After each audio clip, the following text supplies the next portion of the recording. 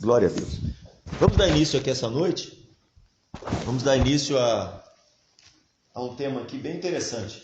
Nós vamos falar de liberdade, tá? Deus tocou no meu coração hoje para falar de liberdade. E como liberdade é uma coisa que todo mundo diz que quer, né? Uns não têm, mas dizem que tem. Então liberdade é uma das coisas mais importantes, né, que nós temos para a nossa vida. Por exemplo, no nosso país, o artigo 5º da Constituição fala de liberdade de expressão. Um país que é oprimido, um país que é totalitário, não tem liberdade de expressão. Então, tudo que a gente preza na nossa vida, tudo que é valioso para a gente, também está inserida a liberdade. Sem liberdade, nós ficamos restritos ao que nós podemos ou ao que queremos fazer. Então, Jesus ele veio trazer uma liberdade, né? Em João capítulo 8, verso 31, Jesus vai falar de liberdade. Eu quero replicar isso aqui. Versículo 31 e 32. Jesus ele disse assim, aos judeus que haviam crido nele: se vocês permanecerem na minha palavra, verdadeiramente sois meus discípulos. Conhecereis a verdade e a verdade vos libertará. Há uma condicional nisso. Jesus, para os judeus que haviam crido nele, ele disse sim. Sim. Eu já fui para a igreja, já vi campanhas, já vi pessoas dizendo, olha, você ora e você vai ser liberto, e não vai. Você toma um copo d'água ungido e você vai ser liberto, não vai. Porque Jesus colocou uma condição. Se o quê? Se eu permanecer na palavra de Jesus. Não, mas espera aí, se eu permanecer na palavra de Jesus, de Jesus. Se vocês permanecerem na minha palavra, algumas traduções vão dizer firmes na minha palavra. Não sei se algum dos irmãos está firme na minha palavra, tem aí? João 8, 31. Se vocês permanecerem na minha palavra. Na minha palavra, minha tá. Só minha palavra. Eu tenho uma tradução da Alfalite que diz, se vocês permanecerem firmes na minha palavra. Mas vamos ficar só na minha palavra. Jesus então está dizendo assim, se, condicional, vocês permanecerem, permanência. E ele diz, na minha. Por quê? Em que estava inserido o povo de Israel? Na lei de Moisés. Ele estava ministrando para quem? Para pessoas que eram religiosos segundo o padrão da lei de Moisés. Então ele estava inserido no sistema religioso judaico de Israel. Então Jesus está falando algo que é contraditório. Ele diz, se vocês permanecerem na minha palavra, vocês são meus discípulos. Espera aí, não é na de Moisés?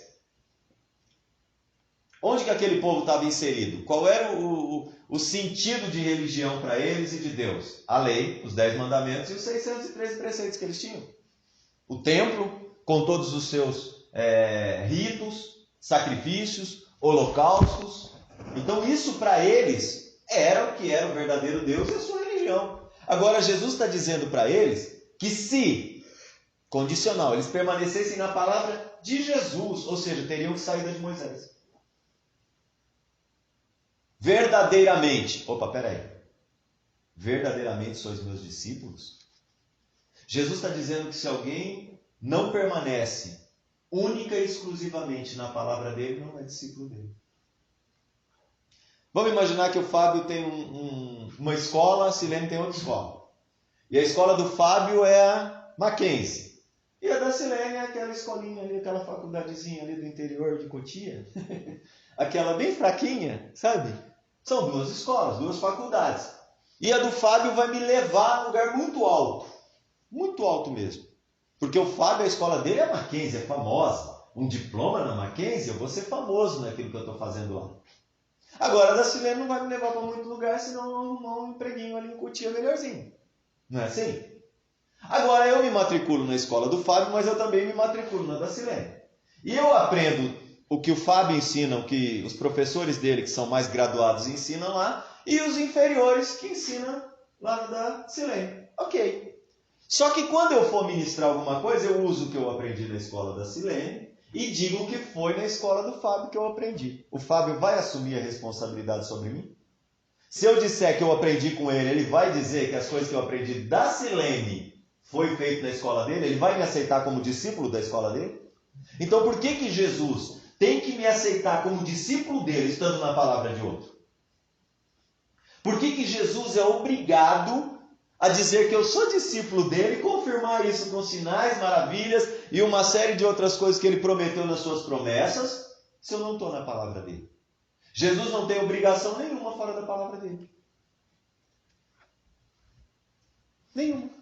Por quê? Porque Jesus ele vela pela palavra dele para cumprir. E no Antigo Testamento, Yahvé vela pela palavra dele para cumprir. Então cada um vai velar por aquilo que ele ensina. Eu só me responsabilizo se eu ensinar alguém a trabalhar se o camarada aprendeu de mim. Aí ele chega com outro tipo de trabalho lá, diferente, fazendo de outra forma. Vai dar errado, eu sei que vai dar errado. E ele quer usar o meu status para dizer que o serviço dele é bom, para ganhar clientes. Ele não é meu discípulo. Então Jesus diz, se vocês permanecerem na minha evangelho, sois meus discípulos. Conhecereis a verdade. E a verdade vos libertará. Segunda coisa, Jesus está dizendo que não havia ninguém na lei de Moisés que fosse livre. Ninguém. Não havia liberdade. Você se colocou debaixo do jugo da lei e acabou a tua liberdade. Você se colocou debaixo do jugo da lei e vem uma coisa chamada obrigação. Dever. Ou faz ou perde. Ou faz ou não é. Ou cumpre ou não recebe. Então virou uma questão de não liberdade. Paulo ele deixa bem clara a liberdade que Jesus deixou para a gente. Ele disse, todas as coisas no Evangelho me são permitidas, porém nem todas me convêm. Então Paulo está falando de conveniência. Ele não está dizendo que Jesus é permissivo, que eu posso fazer o que me dá na telha. Não. Ele está nos ensinando que é conveniente fazer só o que é certo. Mas se eu quiser usar a minha liberdade para fazer outra coisa, eu vou usar a minha liberdade. Vou sofrer as consequências disso. Porque eu vou abrir as portas para o inimigo. E se eu usar a minha liberdade e quiser voltar para a lei, eu volto para a mão dos juízos que a lei proporciona. Gálatas 5. Gálatas capítulo 5. Nós vamos estar lendo aqui. Nós vamos falar o que Paulo diz para aqueles que saem de Cristo. Da liberdade que Cristo nos deu pelo Evangelho. Liberdade, gente, é uma coisa que todo mundo quer, mas que pouca gente tem. Liberdade em Cristo Jesus, muita gente gostaria de alcançar, mas poucas pessoas têm. Gálatas 5, versículo 1 diz assim: estejam firmes na liberdade com que Cristo vos libertou. Estejam firmes na liberdade com que Cristo vos libertou. Se vocês permanecerem na minha palavra, verdadeiramente sois meus, conhecereis a verdade. Espera aí, então eu conheci a verdade, eu fui liberto da lei, e agora Paulo está me exortando a permanecer firme nessa liberdade. Todo extremo é beirado. Ser rígido, ser muito severo, é um extremo para você cair. Ser libertino é outro extremo para você cair. Então a verdade do Evangelho de Jesus é o ponto de equilíbrio, o ponto central onde nós devemos estar. Se eu quero ser uma pessoa equilibrada, eu tenho que estar no Evangelho, conhecendo Jesus, ouvindo Jesus todos os dias.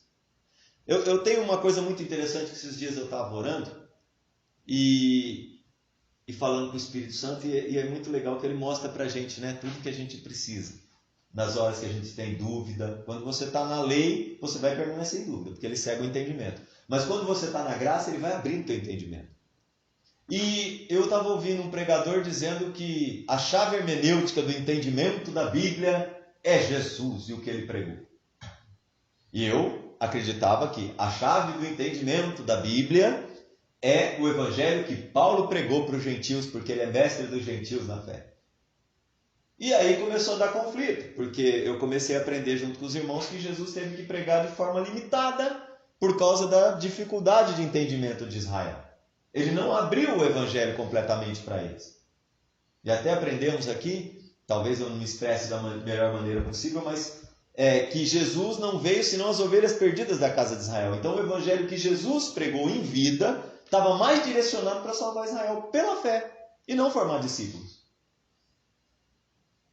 Agora o evangelho que Paulo pregou forma discípulos para Jesus. E todos os tesouros da sabedoria e da ciência não estão à disposição. Porém, quando você lê o Novo Testamento, mesmo as cartas de Paulo, ou você lê o evangelho que Jesus ministrou, ali há coisas a pontos que você quer pirar, porque tem lugar que é Deus e tem lugar que ainda é o Deus do Antigo Testamento. Então você fala, como é que pode ser isso? Aí eu perguntei para Jesus, onde que eu tenho que firmar? E aí ele me levou para João, capítulo 16. Onde ele mostra que quando o Espírito viesse, o Espírito Santo, ele vos ensinaria em todo o caminho que haveis de andar. Então, quando eu vou ler o Evangelho, quando eu vou estudar as cartas de Paulo, o Evangelho que Jesus pregou, quem que deve ser o meu mentor? Quem que deve estar me orientando? O Espírito Santo.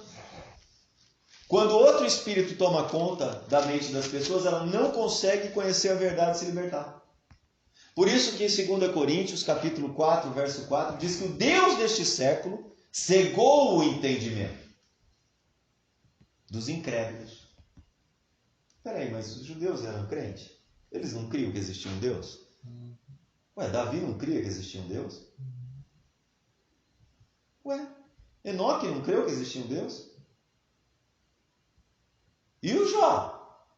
Todos eles creram que existia um Deus. Mas por que nenhum deles entendeu?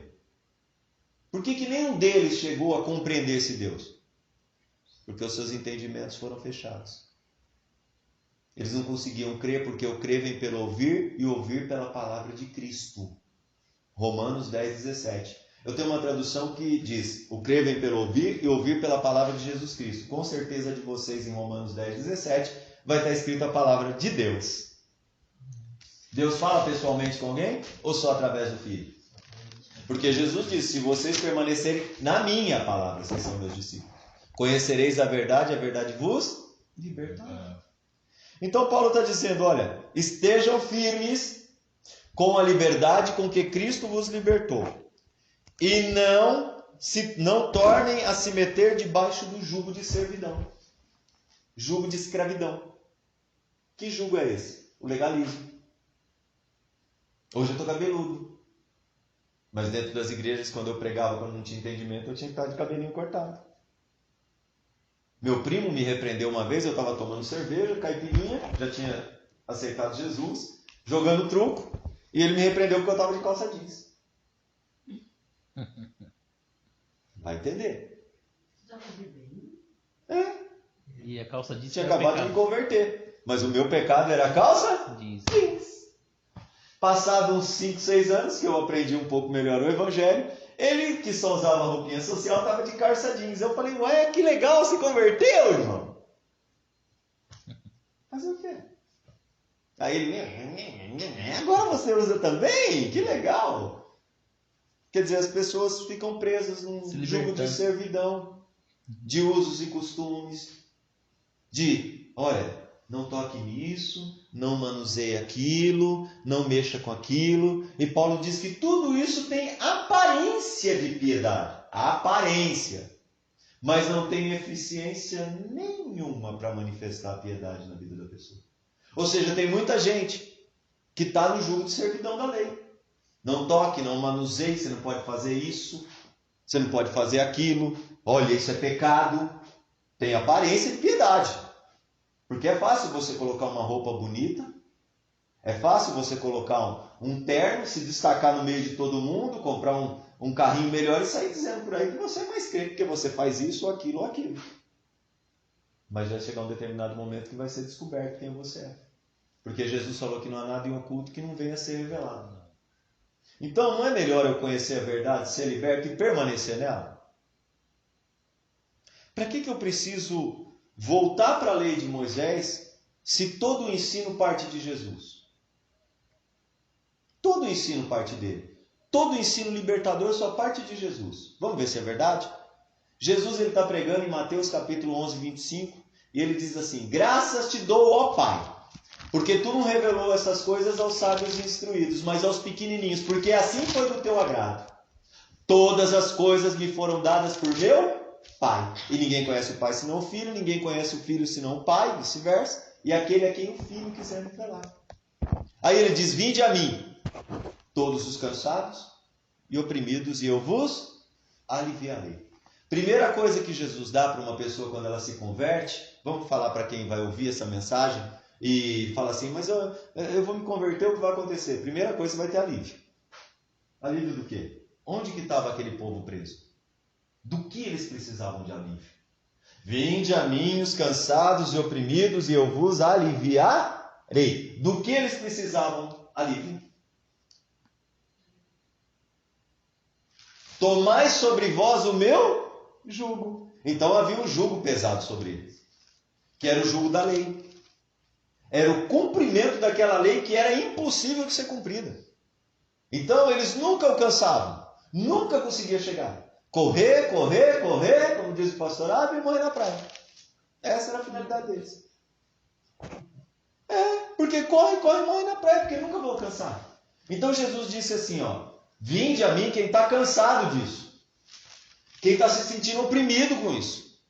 Vinde a mim você que não suporta mais viver essa lei. Essa religiosidade, vinde a mim, e eu vos aliviarei. Primeiro, Jesus dá alívio. Por quê? Porque o Evangelho de Cristo, às vezes leva um pouco de tempo para você assimilar tudo dele. Então ele te dá alívio daquela situação. Eu estava aqui comentando com os irmãos de um rapaz que pediu ajuda para um pastor, porque ele estava com uma doença, né? Ele estava com medo de ficar no meio de multidão, a agrofobia, e ele pediu auxílio para esse pastor. E o pastor mostrou para ele, né, que ele estava com esse medo, porque na mente dele ele já estava começando a entender o que era Jesus, mas o coração ainda estava preso. E o coração estava causando enfermidades nele, porque ele não conseguia se desprender do sistema religioso e da lei. Olha que interessante, e Jesus disse, olha, se você vier a mim, primeira coisa, eu vou te dar alívio. É como se você estivesse carregando aí 2 sacos de cimento nas costas e falou, vou tirar esses 2 sacos de cimento das suas costas. Ah, estou livre agora, posso fazer o que quiser. Não, depois você vem e toma sobre vós o meu jugo. E aí ele dá o segredo. Aprendei de mim, que sou manso e humilde de coração. Para quê? Para que você encontre o verdadeiro descanso para a sua alma. Jesus, ele nos liberta. Jesus, ele nos cura. Jesus, ele nos transporta das trevas para a luz. Mas Jesus deixa a gente libertos no sentido de leve, livre, sem preocupação, sem tormento na alma. Eu não posso ser um cristão perturbado, afligido pelas coisas que eu já vivi, que estão ao meu redor. Se eu estou vivendo aflito com o que está acontecendo, desculpa, ainda não fui liberto. Eu não tenho que viver aflito. Eu tenho que tomar uma posição diante de Cristo, entender que Jesus Cristo ele já venceu por mim e simplesmente tomar posse do que Jesus fez. Aí eu sou liberto. Aprendei de mim e encontrareis descanso para a sua alma. Nós estávamos comentando que muitas vezes a gente pega e vai pregar para uma pessoa o evangelho que já está há muito tempo familiarizada com a lei, com um evangelho misto, onde algumas coisas eu posso, outras coisas eu não posso, tem que ser assim, se eu não fizer isso, se eu não for para a minha igreja, eu estou desviado, já estão presos. Então você vai falar para essas pessoas, não vai entrar de uma vez. Então a gente vai tirando um pouquinho do jugo de cada vez. Agora, quando você chega para uma pessoa que ainda não conhece o Evangelho, ou que já está saturado, aí você pode inserir um pouco mais. Agora, quem está lá dentro ainda, fica um pouco mais difícil. E Paulo está dizendo, olha, estejam firmes, se vocês permanecerem firmes na minha palavra. Agora a tradução da Alfalite funcionou. Verdadeiramente sois meus discípulos. Permanência, firmeza, aprendizado, sois meus discípulos. E aí você conhece o que é verdade e o que não é. Gente, todo mundo vai votar, quando vai votar nas eleições, e pega o seu candidato como se ele fosse o mais bonitinho, o mais perfeitinho por causa das promessas que ele fez. Pega ou não pega? Aí você vai lá e vota nele. Deixa passar 2 anos, você descobre quem é. 2? Dá 2 não. Não, dá 2, porque até processar e descobrir. Dá uns 2 anos. Mas deixa passar o tempo e você descobre quem ele é. Aí você vai ver, eu fui enganado. Estejam firmes na liberdade com que Cristo vos libertou, e não vos torneis a se meter debaixo do jugo de servidão. Com a verdade eu descubro, com o Evangelho eu descubro o que é certo e o que é errado, para mim pôr em prática na minha vida. No Evangelho eu descubro o que agrada e o que não agrada a Deus. No Evangelho eu descubro quem é Deus, quem não é Deus. No Evangelho eu descubro a liberdade. Por exemplo, pastor foi criado para mandar em alguém? Pastor foi colocado diante das ovelhas de Jesus, que não é dele, então ele é só um auxiliar, para mandar em alguém? E por que nas igrejas os pastores dão ordens e dizem que você tem que obedecer? Jesus ele diz assim, eu sou o bom pastor. E o bom pastor dá a sua vida pelas ovelhas. Olha que fantástico. Então o que a gente entende? Que Jesus ele nos libertou para nós sermos dele. E quando eu aprendo dele, eu sou dele. Eu estava conversando com um pastor de uma igreja, que está quase fechando, porque eles não estão no Evangelho, e ele quis me afrontar. Eu falei, não vou afrontar ele não, mas vou tratar ele no mesmo nível que ele está me tratando. Ele é pastor, ele aguenta, né? E ele veio falar umas coisas para mim, acerca da lei, que tem que guardar. Eu falei, não, eu estou livre, eu estou no Evangelho. Não, mas você quer dizer agora, você é um desigrejado. Você não está no sistema. Eu falei, então para mim ter Deus eu preciso estar na tua igreja. Que nem prega mais o Evangelho. O que eu vou fazer lá? Quer dizer que eu sou desigrejado porque eu não tenho uma credencial da tua igreja. Eu não creio em Jesus porque eu não sou da tua igreja. Então eu não tenho que crer no pastor que me liberta. Eu tenho que crer em você que está pregando lá em cima. Desculpa, meu pastor é Jesus. Agora eu tenho um líder que me orienta. Agora, se o líder pisar na bola, eu ainda continuo com Jesus me ensinando. Se o líder errar, eu tenho Jesus que não erra. E vou crescendo todos os dias. Eu permaneço firme com a liberdade com que Cristo me libertou. E não me coloco no jugo de uma pessoa dessas. Porque a religiosidade vai impor jugo. Você quer ver uma coisa? Jesus disse, quem crer e for batizado será?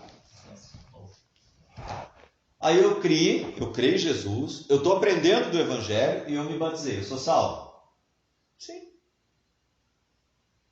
Aí ele falou para mim, você quer dizer que você sozinho é igreja? Eu falei, sim, também. Mas eu entendo que eu sou uma mão e eu preciso do braço para movimentar a mão. Então existem outras pessoas que fazem outras partes para que todos se formando junto vamos ser templo do Senhor. Por isso que Pedro disse que nós somos pedrinhas colocadas umas sobre as outras para edifício do Senhor.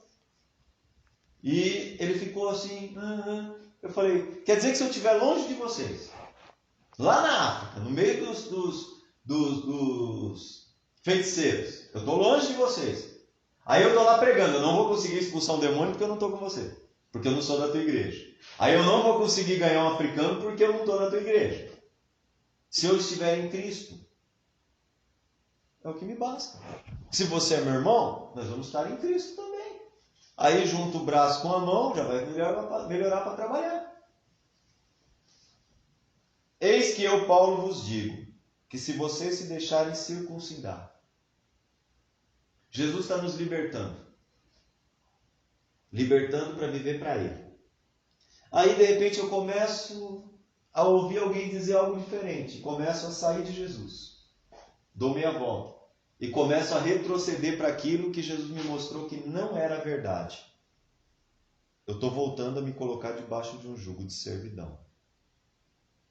Eu, Paulo, vos digo que se vocês se deixarem circuncidar, Cristo não serve mais para nada para vocês. E de novo protesto a todo homem que se deixa circuncidar, que está obrigado a guardar toda a lei. Então eu não posso voltar, porque isso eu já mandei embora. Jesus então lhe disse, conhecereis a verdade vos libertará. Por que eu tenho que ser liberto da lei e não do pecado?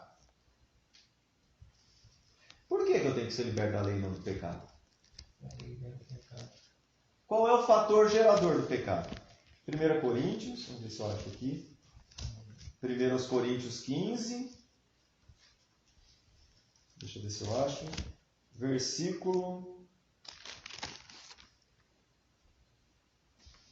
Acho que é 52, 53, deixa eu procurar aqui.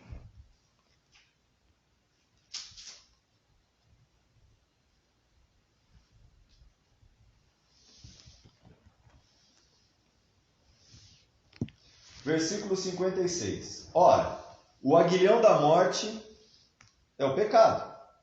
E a força do pecado é a lei. O aguilhão é aquele ferro com que se toca o boi. Então, ele está indo para o matadouro. Então, o aguilhão que a morte usa é o pecado. O pecado é o aguilhão da morte. Então, quando eu peco, a morte vai usar o meu pecado para me levar para o matadouro. E o que dá força para o pecado? A lei. Mas a força do pecado é a lei. Então eu tenho que ser livre da lei para estar no Evangelho. Eu tenho que aprender de Jesus, sair daquilo que eu morri para aquilo, para poder ir para Cristo e ser livre de verdade. Gente, pessoas que estão dentro da igreja estão presas à lei. Se eu não for para o culto hoje eu vou ficar tão mal. Jesus ele ensinou e disse assim, quando orardes, vai para a igreja? Não. Quando orardes, se reúna com 250 mil pessoas num grande evento e aí Deus vai te ouvir? Ou quando orardes, entra no teu aposento, fecha a porta e fala com o teu pai em secreto. Mas espera aí, não vai dar, gente. Não está todo mundo reunido. Deus não vai me ouvir. Pensei que Jesus falou, entra no teu quarto e fecha a tua porta. Entra no teu quarto. Orar em espírito a Deus. Entra no teu quarto. Fecha a tua porta. Porque não é só no quarto que você ora. Entrar no teu quarto é você, com Cristo, no teu entendimento e no teu coração, falar com Ele, fechado com Ele. E a tua boquinha fechada é a porta fechada. Você fala em espírito com Cristo, Ele te ouve. Melhor ainda, não precisa nem gritar? Não. Tinha um camarada lá no Antigo Testamento, lá no livro de Jeremias, que como ele não consegue entender meu pensamento, ele ficou apelando. Ele falou, clama a mim, grita que eu preciso te ouvir. Tá que eu te mostro, ele fala, grita, eu não estou entendendo o que você está falando. Você está falando em espírito com Deus? Aí aquele que se dizia a Deus disse assim, grita, eu preciso ouvir você para poder dar resposta. Eu esgoelava. E a gente esgoelava. Mas eu sou livre. Hoje eu sei que Deus me ouve, porque Ele já me libertou, eu conheci a verdade. Eu sei que na minha casa, eu sei que no meu pensamento, Deus me ouve. Você sabe que quando você fechar o teu pensamento, o teu coração com Deus, a tua mente, o teu coração se fechar para orar, não interessa se você está dentro do banheiro, se você está no teu quarto, se você está no trabalho, está dirigindo, você se fecha com Deus. Fecha a tua boca, fala em espírito, Ele te ouve. E Ele que te ouve em secreto, ninguém precisa ouvir, te recompensa. Por que eu sei disso? Porque eu conheci a verdade. Agora, se eu voltar para a lei, vou ficar gritando que nem um doido. E não vai resolver nada. Porque a força do pecado é a lei. Como é que a lei vai dar força para o pecado? Não toque nisso. O que vai acontecer quando você tocar? Pecou, né? Aí o que a morte faz usando o pecado? Te leva para a morte espiritual. Não faça aquilo. Aí você faz. Aí a consciência pesa. A lei está agindo. E a morte está te destruindo. Quantas pessoas estão com depressão? Se suicidando. Por quê? Eu fiz isso. Aí a morte está usando o aguilhão. Está espetando ele com aquele pecado todo dia. Pastores adúlteros que se suicidaram, infelizmente, por não ter entendimento da verdade. Muitos. Muitos mesmo. Eu me pedi de oração com uns 4, 5 pedidos para mim na igreja em questão de 4 anos. A morte vai usando o aguilhão dela, que é o pecado. E o que dá força? A lei. Quanto mais lei você impõe, mais culpado você se sente quando erra. Mais peso. Mais peso. O jugo fica cada vez mais pesado. Agora, quando você conhece o Evangelho, que é o fardo e o jugo suave de Jesus, a lei saiu. A palavra libertou. João ele diz uma coisa fantástica, o apóstolo João. Ele diz assim, se o teu coração te condena, maior é Deus do que o teu coração. Eu levei muito tempo para entender isso, hoje eu entendo. Às vezes o nosso coração quer nos condenar por algo que nós fizemos, e Jesus já lá na cruz já pagou. Porque se eu volto para a lei e fico me condenando, a morte vai entrar com aquilo. Eu tenho que entender que eu fui perdoado e simplesmente deixar o pecado. Na igreja, a gente daqui a pouco, não sei se preparado vai cear, mas na igreja o que acontece? Quando chega no dia da ceia, eles dizem assim, olha, examine-se o homem a si mesmo. Aí vem aquele monte de acusação numa enxurrada só. O cara já começa a pensar e fazer comemoração do pecado na hora ali.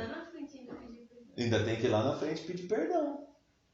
Agora, quando você vai cear e você lembra de alguma coisa, você já lembra que você já está perdoado. Porque foi naquele sangue que você foi perdoado, não é aquele sangue que te acusa. Não é o contrário do que a gente aprendeu na igreja? Você vai lá para ser acusado do erro que você cometeu. Quando na verdade você tem que ir lá e lembrar que aquele sangue que você vai participar, aquele corpo, é o que foi usado para o teu perdão. Então ou você pode viver oprimido, se for ministrado errado, ou você pode ser livre. Dá graça. O jugo de Jesus é leve e suave. E eu gostava quando o pastor Jairinho ia ministrar a ceia, que ele falava assim, você não tem que deixar de tomar ceia porque você pecou. Você tem que parar de pecar depois que tomou ceia. Eu falei, tá certinho. Tome a ceia e mude a direção com Cristo. Olha que fantástico. O sangue de Jesus te mostra que tem um caminho novo aberto, que ninguém tinha descoberto no Antigo Testamento. Nós temos acesso a Deus por um novo e vivo caminho. Não pelo aguilhão da morte que nos empurra para a condenação. Jesus, então, ele vai fazer um negócio muito interessante. Vamos ver o perigo que há na lei? Vamos ver. Jesus, quando ele começa a pregar em Mateus 5, ele mostra que a lei era olho por olho, dente por dente. Ou seja, se eu der um tapa na cara do Fábio, o Fábio me dá outro. Se eu der uma facada no Fábio, ele me dá um tiro. Quer dizer, o resultado da lei vai ser morte. Vai ser morte. Jesus, porém, acaba com a intriga e diz, porém, se alguém bater do teu lado direito, oferece a esquerda. Vence o mal com o bem. Então acaba a contenda. Naquele momento. Jesus então quebra o mandamento. Depois Jesus quebra o sábado. Depois Jesus quebra a lei do divórcio. Aí Jesus vai quebrando lei sobre lei. Vai mostrando que o homem, desde Mateus capítulo 5, ele vai mostrando que o homem tem que viver agora debaixo da graça do verdadeiro Deus. Quando chega em João 8, acontece algo fantástico. Os escribas que faziam as traduções, as cópias da lei do Antigo Testamento, onde Jesus estava inserido em Jerusalém, e os fariseus, que era a religião mais forte dos judeus, eles se mancomunam, pegam uma mulher em adultério e vão para Jesus. Chegam para Jesus e dizem, mestre, essa mulher foi pega em adultério. No pensamento deles, estão assim, agora nós pegamos você. Agora nós te deixamos encurralado sem saída. Vamos ver o que você vai fazer. E a lei, Levítico 20, verso 14, Deuteronômio 22, diz que tem que ser morta, está condenada. Pela lei, não havia sacrifício para expiação de adultério. Vocês lembram? Você tinha? Tinha sacrifício? Era pedra, né? A expiação era pedra. Hã? Pedra desse tamanho. Um monte. Então o que eu imagino? Aqueles homens chegaram com aquela mulher perto de Jesus e com certeza já tinha umas 2 carriolas de pedra, um embornal de pedra na mão de cada um, que falou, hoje a gente cumpre a lei em um deles. E chegaram e disse, mestre, essa mulher foi pega em adultério, a lei manda matar, o que você diz? Jesus ele começa a escrever no chão e é engraçado que os teólogos querem descobrir o que ele escreveu no chão, né? Riscou lá. É estranho, né? Você sair do texto, do contexto, para ficar pensando em rabisquinho no chão. Jesus estava ganhando tempo para pensar, raciocinar na resposta que ele ia dar. Quantas vezes alguém já não falou besteira para você e você não ficou rodando um copo na mesa, né? Rodando uma caneta, falou, o que eu respondo para esse cara? Disfarçou, olhou para um lado, para o outro, desculpa, eu vou pegar alguma coisa ali. Jesus estava disfarçando, falou, o que eu vou dizer? Se eu disser para eles apedrejarem a mulher, ele me ridiculariza. Acabam com o evangelho que eu estou pregando. Eu vou ser ridicularizado porque eles vão dizer você concorda com a gente e agora quer dar uma de diferente e eu zombar de Jesus, o evangelho estaria acabado ali. Se eles dizem para não apedrejar, eles apedrejavam Jesus junto com a mulher porque ele quebrou a lei. Tinha saída para Jesus? Tinha. Ele falou, vou limpar o ambiente primeiro e depois eu perdoo essa mulher. Então Jesus disse, tudo bem, quem não tem pecado pode jogar primeiro. Saiu um a um envergonhado. Jesus se levanta a cabeça, olha para a mulher e diz, mulher, cadê os teus acusadores? Ninguém te condenou? Porque era necessário alguém jogar a pedra, né? Ela foi pega em adultério, mas ela precisava ser morta para que a lei se cumprisse na vida dela. Tinha ou não tinha? Tinha escape para aquela mulher? Não. Até Jesus não. Eu imagino que naquele lugar quantas pessoas não foram mortas a pedrada. E eles já estavam acostumados e não tinham nenhum sentimento de compaixão, nem de remorso, nem de nada. Cumprimos a lei, matamos. Então a lei é o ministério da condenação e da morte. Amor pelo próximo, zero, né? Zero. Aí chega lá e Jesus fala assim, quem não tem pecado joga a primeira pedra, todo mundo sai. Ok? Saiu todo mundo. Jesus olha para a mulher e diz, mulher, cadê os teus acusadores? Ela, não sei. Ninguém te condenou? Não, também não te condena. Vai, não peque mais. Jesus libertou. Agora imagina o fardo daquela mulher até ela conhecer Jesus. Ela se divertiu no pecado? Se divertiu, mas custou caro. Porque o salário do pecado é a morte. Então quando ela chega ali, como é que aquela mulher está? Suando frio, né? Vou morrer.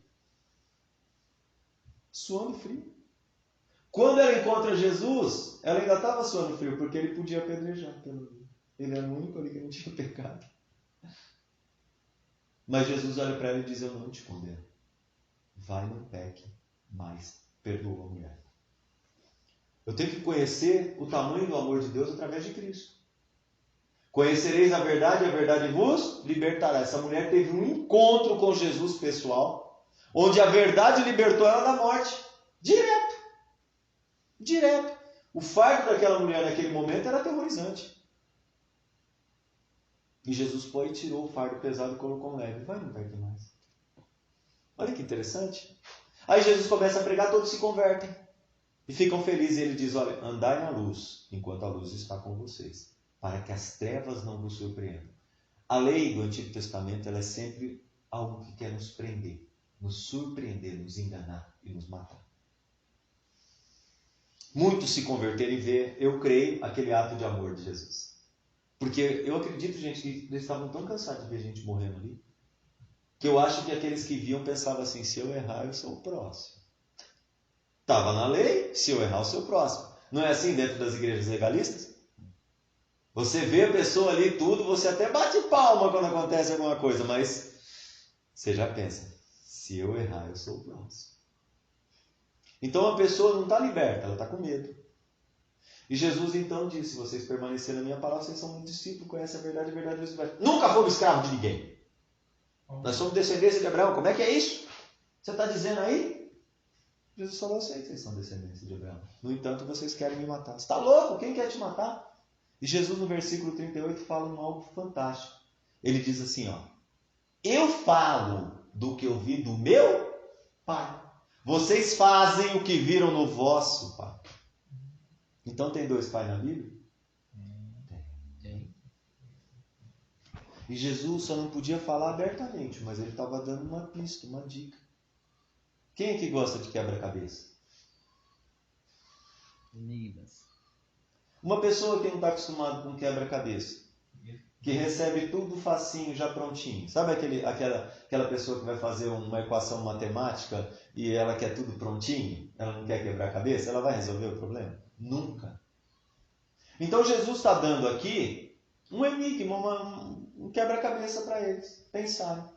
Ele diz, eu falo do que eu vi do meu pai, vocês fazem o que viram do vosso pai. Não somos bastardos, temos um pai que é Deus. Ué, se Deus fosse vosso pai, vocês me amariam. Eu vim dele, eu não vim de mim mesmo, foi ele que me enviou. Vós sois filhos do vosso pai, o diabo. Porque ele foi homicida desde o princípio, nunca se firmou na verdade, porque não há verdade nele. E é mentiroso e pai da mentira. Ok. Jesus falou que tem dois pais. E ele já falou que o povo de Israel foi gerado pelo diabo. Não todos, porque tinha os da fé em Abraão. Esse é outro tema, o Abner explica depois. Mas aqueles que estavam debaixo da lei, Jesus falou que são filhos do diabo. Vamos ver se é verdade? Eu falo do que ouvi do meu pai, vocês fazem o que viram no vosso pai. Vamos voltar para João 8, verso 1. A mulher está lá, sendo levada, debaixo de uma condenação, de Deuteronômio 22. Levítico 20. Ou seja, aquela mulher estava debaixo da lei do pai, que era o pai de Israel. Dela também. Pronto para ser morta. Prontinho para ser apedrejada e morta, segundo a lei. O que ia matar ela? O pecado? Ela teve relação com o rapaz e ela morreu de AIDS? O pecado matou ela? Não, né? Então o que foi a força da morte lá? O que a morte usou? A lei. E Jesus falou, eu falo o que eu vi do meu, vocês fazem o que viram do vosso. Então eles queriam ver aquela mulher morta. Eles queriam ver o cumprimento da lei do pai deles, do diabo. Ministério da condenação e da morte. Jesus disse, eu sou o caminho, a verdade e a vida. Então eles queriam fazer a obra do seu pai, homicida desde o princípio. Desde que a lei foi lançada, ela só gerou homicídios. Nunca teve salvação na lei. Aí Jesus disse, mas eu faço o que eu vi do meu. Perdoa a mulher. Salvou ela e disse, vai, não peque mais. Tem dois pais na Bíblia. Um é o diabo. Outro é o pai de Jesus Cristo. O Abba. O que eu quero dizer é o seguinte. Se eu conheço Jesus, eu conheço a verdade e sou liberto da mão de quem? Do diabo. Eu sou livre da lei da condenação e da morte. E agora eu estou na lei do Espírito de vida. Romanos 8, verso 2. Que me liberta da lei da condenação e da morte. Conhecereis a verdade vos libertará. Quantas pessoas dentro da igreja hoje que estão enraizadas ainda com a antiga aliança que tem mágoa no coração? Angustiadas. Eu mesmo estava assim. Depressivas. O diabo começa com a opressão. Ele vai te oprimindo. Ele vai usando a lei e vai te oprimindo. O aguilhão vai funcionando. O pecado, você errou, ele vai te oprimindo. Depois ele coloca uma depressão. Que aí você já perde a vontade de sair de casa, de fazer qualquer tipo de coisa, já desanima. Depois ele sopra no seu ouvido que você não tem mais jeito. E por fim, ele, para facilitar de se matar. No ano de 2019, 19, na igreja, houve tantos pedidos de oração por causa de cristão que queria se suicidar e que se suicidou, que vocês não acreditam. Como eu estou no grupo de intercessão da igreja, eu sei disso. Eu tinha acabado de entrar no grupo e o assunto era suicídio. A lei. Cristãos que estão debaixo da lei, que falham, que não conquistam o que a lei promete, começam a entrar num sistema onde o diabo vai oprimindo, eles vão ficando deprimidos, se sentindo fracassados, porque nunca conheceram a Cristo. Não sabe o que são. E quando uma pessoa não conhece a sua identidade, qualquer coisa que disserem dela, ela não acredita. É a mesma coisa que alguém que perdeu a memória. Aí a memória não volta, mas a pessoa volta e começa a receber de novo. Aí imagina, o Fábio perdeu a memória. Aí eu conheço ele há muitos anos, aí está assim, meu marido. Aí ele vai ter que começar a conciliar que a Gabi é filha dele, que a Silene é a esposa, que eu sou o Eduardo, irmão amigo, que tem os outros irmãos aqui. Ele vai ter que começar a trazer tudo de volta. Tudo outra vez. Agora, quando você conhece Jesus, é diferente. Porque o Fábio, se ele perder a memória, eu posso falar para ele que eu sou o pai dele. E ele vai acreditar. Não é? Já estou velho mesmo? Não é assim? Ele vai acreditar, ele perdeu a memória. Ele perdeu a memória. Ele não sabe quem é. A Silene pode falar, eu sou tua irmã. Igualzinho, né? Hã? Aí a Gabi fala, sou sua tia. Ué, ele não sabe quem ele perdeu a memória. Então uma pessoa, quando ela não tem entendimento, quando ela não está no Evangelho de Cristo Jesus, é fácil de você mentir e enganar. Sem enrolado. Por isso que em 2 Coríntios diz que o Deus, com D minúsculo, deste século, cega o entendimento de quem não crê em Jesus. Para que não resplandeça sobre ele a luz do Evangelho e da glória de Jesus. Então é muito bom para o diabo se você ficar na antiga aliança e não conhecer a nova. É muito cômodo para ele. Fácil, não faz nem força. Ele vai envenenando. Agora, quando você conhece a nova aliança, você é livre. E nós temos que pregar a nova aliança para as pessoas serem livres. Pregar o Evangelho de Jesus. Nas igrejas começou a acontecer que a teologia entrou e começou a querer pesquisar de forma errada a antiga aliança, a Bíblia, conciliando o antigo com o novo, dizendo que o novo é complemento do velho, que é o mesmo Deus, que está tudo ligado. E acabou gerando muita confusão. E uma das coisas que eu percebi em muitos anos foi que aquela mensagem simples de Zaqueu não agrada mais os cristãos da igreja. Aqueles atos de Jesus de amor e de fé, de curar o leproso, que era tão pregado nas igrejas, nem existe mais na igreja hoje. Agora fala de José. Eu estava brincando com a minha esposa outro dia, conversando com ela, e um pastor tinha pregado, a gente tinha ido num culto aí, ele tinha pregado sobre passar deserto. E ele tentou conciliar o deserto do Antigo Testamento com Romanos 5, que não tem nada a ver.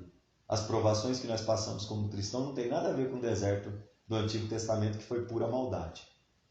E eu estava brincando com ela, falei, bem, você vai passar? Enquanto o pastor pregava, eu brincava com ela e falava, você vai passar esse deserto aí? Minha esposa, eu não. Você tá louco, eu não entro nessa não, estou fora. Se alguém quiser entrar nesse deserto, vai entrar sozinho. E começamos a repreender aquele espírito que estava falando na boca do pastor, querendo colocar os irmãos dentro do deserto. Você está passando num deserto. Efésios 2 diz que nós somos assentados com Cristo Jesus nas regiões celestiais. Tem deserto no céu? Então você vai voltar para a terra, para a lei, para passar deserto? Sabe por que a igreja faz isso? Porque não entende que em Cristo ela está acima. Que isso tudo já acabou, já passou, que eu não passo mais deserto. Que toda sorte de bênção da região espiritual em Cristo Jesus, da região celeste, bênção espiritual, desce sobre aquele que está em Cristo. Eu não tenho deserto mais na minha vida. Desculpa, se você quiser participar com o pastor lá na igreja, participa, mas eu não vou participar disso. Não estou afim de fazer essa turnê, não. Tá afim, Fábio? Não, deserto não serve mais. Eu pensava muito acerca disso. Quero mais não. Porque eu tinha essa dúvida, caramba, mas esse negócio de deserto, cara, ficava me entendendo, eu pensava, é tudo um Deus só, o Velho Testamento e o Novo. Então eu pensava assim, aí deixa, mas a vida em si já é sofrida.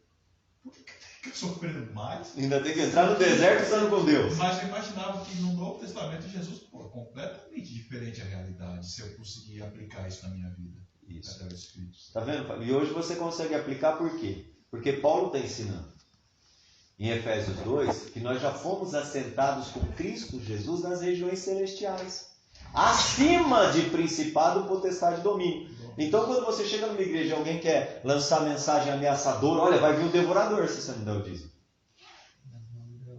Se você fizer isso, o demônio vai se apoderar da sua vida. Olha, você vai para atravessar um deserto pela desobediência. Quando na lei isso já foi anulado. Aí se você crê nisso, você acaba vivendo isso. Você vive isso. Porque o homem é o que ele pensa. Ele é o que ele crê. O cara é ateu porque não crê em Deus. O camarada é budista porque ele é Buda. O camarada do Krishna, dos deuses lá da Índia, os milhões lá, porque ele crê naquilo. Agora, se eu creio em Jesus, eu sou livre. Eu conheci a verdade e essa verdade me libertou. Eu converso com muita gente na rua e eles não têm argumento para tratar comigo. Ontem preguei para um ateu e ele não tem argumento. Claro que a gente está estudando um pouquinho dos fatos que aconteceram, de cientificamente comprovar, né, que os arqueólogos encontraram muitas coisas no Antigo Testamento que confirmam tudo que Deus falou no Novo. Né? Então a gente tem que saber também trocar uma ideia, porque você vai pegar um cientista, um ateu, e não vai saber explicar onde está Jesus nesse meio, aí fica difícil. Porque eles vão achar que toda aquela maldade foi Deus que fez baseado no Antigo Testamento e não vai se converter. Se aquele Deus é o Pai de Jesus, eu não quero saber. Então, explicar para essa pessoa que tudo que foi passado antes de Cristo vir não era vontade nem desejo de Deus, pegar um texto, Hebreus 10:6, mostrar para ele, e depois você mostrar o que Jesus fez se libertar. E com certeza essa pessoa, ela vai estar passando algum momento difícil na vida dela, que ela vai precisar que Jesus venha de encontro a ela. Até que ela descubra o que é salvação de verdade. Conhecereis a verdade vos libertará. Porque o crer vem pelo ouvir a palavra de Jesus Cristo. Hoje, gente, vamos ficar no Evangelho, na Nova Aliança. Esses tesouros incompreensíveis, porque nunca ninguém entendeu, estão à nossa disposição. Mas onde que eu consigo compreender os tesouros incompreensíveis? Se vocês permanecerem na minha palavra. Se eu sair da palavra de Jesus, desculpa, não vai fazer assim ó, e cair do céu. Sinto muito, não vai dar certo. Eu vou terminar aqui e vou falar uma experiência que eu tive na minha ignorância do passado, que dentro do misticismo cristão, não da fé, do misticismo, incluindo a ligação do Novo com o Velho Testamento, tentando amalgamar os dois, eu fui para o monte orar e eu fiz uma campanha, porque eu era muito agressivo para pregar, era muito bravo. Então eu fui pedir para Deus me dar paciência. E o que eu imaginava é que no piscar de olhos aquilo ia descer um monte sobre mim como algo místico, e eu ia ser o cara mais paciente da face da terra. Não funciona assim. Comecei a fazer a campanha de oração, subi para o monte, Jesus me dá paciência, e a prova triplicou. Começou a aparecer gente para me perturbar de tudo quanto é lado. Eu falei, Jesus, o que está acontecendo? Eu pedi paciência, eu estou te treinando. Estou te dando. Eu nem penso. Porque na antiga aliança as promessas que haviam naquela utopia eram tão falsas que na ideia das pessoas que estão na antiga aliança, tudo que você pede para Deus cai como se fosse com a varinha mágica da fadinha. Você vai dar dízimo e vai ficar rico. Você vai fazer uma campanhazinha e vai ser curado. É tudo assim. Você vai ter entendimento porque, como Salomão, Deus vai te dar sabedoria do céu. Mentira. Conhecereis a verdade. Permanência, estar firmes e estudar, pesquisar, analisar. Gente, as pessoas voltam para o Antigo Testamento e ficam emburrecidas. Eu fiquei. Porque eu estava achando que num passe de mágica eu ia me tornar a pessoa mais paciente do mundo. E Jesus falou, não, isso aqui é treinamento. Passei um processo de 30 dias com perseguição na empresa, nos trabalhos do trem onde eu pregava, até dentro de casa, o inimigo usou de casa, mas depois de 30 dias eu estava bem mais paciente. Olha que maravilha. Olha que legal. Eu já era outra pessoa. Aquilo que me afligiu ali naqueles 30 dias, já não mexia mais comigo. Na verdade, a gente tem que conhecer o pecado, o acusador, mas a gente tem que pedir pelo amor de Jesus para a gente ser transformado, né? Renovai-vos pela transformação do vosso entendimento, para que experimenteis a boa, perfeita e agradável vontade de Deus. Há um processo na nossa vida. Não adianta eu querer pular o processo. Não adianta eu dizer, Deus, eu quero conhecimento. Ele não vai te dar. Ele vai te dar entendimento. Conhecimento você vai buscar. Conhecereis a verdade se permanecer na minha palavra. O que Deus faz é abrir o entendimento. Quem tem obrigação de renovar somos nós. O que Deus faz é te dar a ponta do novelo. Quem vai desenrolar ele somos nós. O cristão que é preguiçoso, que não gosta de examinar as escrituras, desculpe, irmão, ele é cristão, mas ele não vai receber as riquezas dos tesouros incompreensíveis de Cristo que estão lá. Ele não vai conhecer as coisas de Cristo, porque ele tem preguiça. Eu comecei a entender o Evangelho depois comecei a ler. Então, você quer ver como é que é a igreja de hoje? Não estou ofendendo a igreja, mas infelizmente ela está bem corrompida. Quem é que sabe cozinhar? Quanto tempo leva para fazer uma boa feijoada? Entre comprar tudo, dessalgar, preparar? Umas 3 horinhas? Não, um dia. Uma feijoadinha, umas 3, 4 horas? Não é isso? Se você quiser comer bem, uma feijoada gostosa. Vamos um pouco, você leva 5 horas para fazer uma feijoada. Para quebrar o galho. Os irmãos aqui estão falando que é um dia, né? Vamos falar que é um dia para fazer uma feijoada. Os cristãos hoje, quando vão se alimentar fisicamente, gastam um dia fazendo uma feijoada física. Mas quando vai se alimentar espiritualmente, não gasta. Quando o cristão vai se alimentar fisicamente, ele trabalha o dia inteiro, faz a feijoada, senta, come, né? Mas quando ele vai comer espiritualmente, sabe como ele quer resolver? É como se ele fosse pegar uma feijoada espiritual. Ele pega o seu cartão de crédito, ou uma nota de R$100, e ele vai até o supermercado, aí ele olha na prateleira dos enlatados, pega a feijoada, passa no caixa com dízimo, oferta, ok? Chega em casa, joga na panela aquele negócio gosmento, mexe, com 15 minutos ele está comendo uma feijoada, ok? Então, hoje a igreja está assim, eu não aprendo, eu não examino as escrituras, mas todo domingo eu vou na prateleira espiritual, dou meu dízimo, a minha oferta, como aquele enlatado ruim, desgraçado que está saindo de lá, e segunda-feira eu estou passando mal, arrotando, vomitando de manhã, passando mal, porque eu não aguentei comer aquele negócio, estava muito ruim. Mas por que você não fez uma feijoada, não gastou o teu um dia examinando a escritura, selecionando os ingredientes? Ah, mas aí é muito cansativo, dá trabalho, diabo não deixa. Tem sempre uma desculpa. Para não ler o evangelho tem sempre uma desculpa. Ah, tem. Estou ocupado demais. Tá bom. Não pensa você que Jesus vai fazer o que você tem que fazer. Entendimento ele te dá. Você ora, ele te dá. Conhecimento você busca. Conhecimento é diferente. Vamos orar a Deus? Leia o Evangelho. Se aplique em conhecer o Evangelho. Por quê? Porque Ele é libertador. Hoje eu sou livre. Eu já fui escravo de pastor. Não escravo como muitos são de verdade mesmo. Mas ele dizer, tem que ser assim no sistema religioso. E eu ir lá e fazer direitinho como tinha que ser no sistema religioso. Nunca retrucando uma palavra do pastor, ainda que eu tivesse errado. Quando eu fui sendo liberto, aí o negócio mudou. Por quê? Vamos ver se tem isso aqui no Evangelho. Aí pararam de me cobrar. Porque eu conheci a verdade. Como é que começou a virar cara? E a verdade me libertou. Hoje, eu quero poder ajudar as pessoas que estavam enganadas como eu.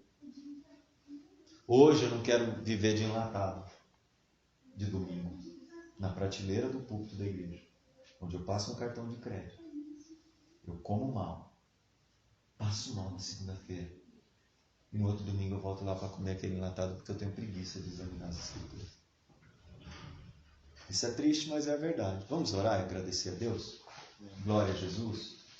Né? Eu não tenho o nível de conhecimento, mas eu tenho bastante experiência com Jesus, tá? Pastor Abner, eu tenho certeza que tem muito mais conhecimento que eu, mas eu vivi 20 anos pregando na rua, eu passei muita experiência, boa e ruim. Porque para você aprender o que é bom, às vezes você passa pelo ruim, né? Eu experimentei o que era ruim para saber que Jesus é maravilhoso hoje. Eu comi um doce ruim lascado, comi uma comida ruim, miserável, e agora eu experimentei a gostosa, que é o Evangelho, eu não largo mais. Hoje eu sei que a comida chamada Evangelho é verdadeira comida. Glória a Deus. A carne de Jesus, a vida de Jesus, o Evangelho de Jesus é verdadeira comida e é saborosa. E o seu sangue é a verdadeira bebida. Amém?